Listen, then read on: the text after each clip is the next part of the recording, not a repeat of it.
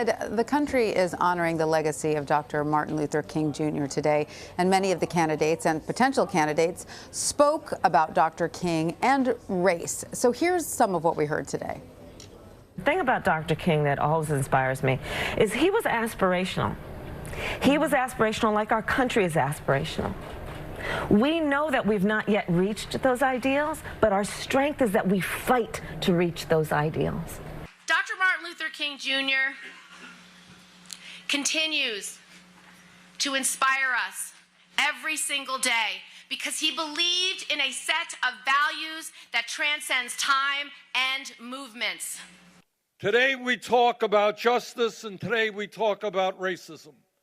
And I must tell you, it gives me no pleasure to tell you that we now have a president of the United States who is a racist. So, Ed, has this holiday always been so important, or has it played such a big role in past presidential races? It does in an even-numbered year.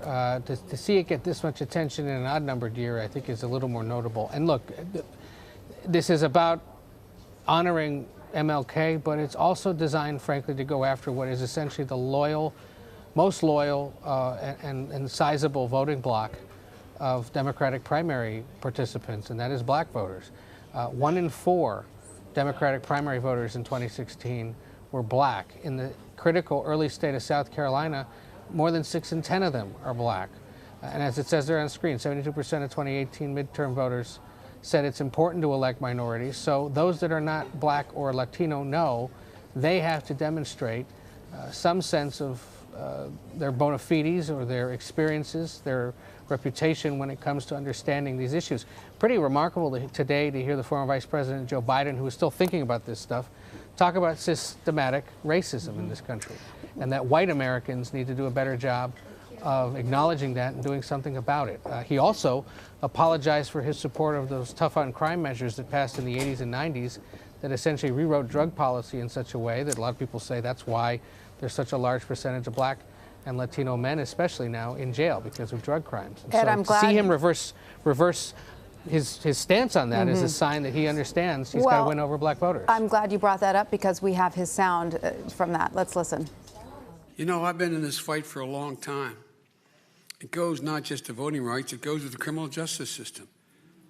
I haven't always been right. I know we haven't always gotten things right, but I've always tried. So, Ed, what did you hear in those comments? I mean, we don't yet know whether Biden is throwing his hat into the ring, but he's laying the groundwork, no? Yeah, because he knows that if he wants to be relevant in this conversation that's going to play out over the next 2 years, if he wants to be a participant in it, he's got to get with the program. And the broad percentage of the Democratic electorate right now believes that what went on in the 80s and 90s when it comes to drug enforcement and sort of criminal justice policy is such that it adversely affected minority communities. And so he now gets that and opted today at an event hosted by Al Sharpton, of course, the influential civil rights leader, to essentially try to make amends. And there are some reports, I wasn't there, but there are some reports that there were some audible gasps in the room that he was actually so willing to go so far and be so explicit about what he now says was a shortcoming of his in supporting that legislation. And the reason, too, that he has to perhaps say a little more about this than others is he was chairman of the Senate Judiciary Committee at the time. So it was his committee that would have handled all that legislation and pushed for its passage. Yeah, he owns that for sure. Absolutely. Ed, we heard Senator Sanders a moment ago saying President Trump is a racist. Cory Booker spoke on that same stage today in South Carolina and notably avoided direct attacks on the president. What do these differing approaches signal to you?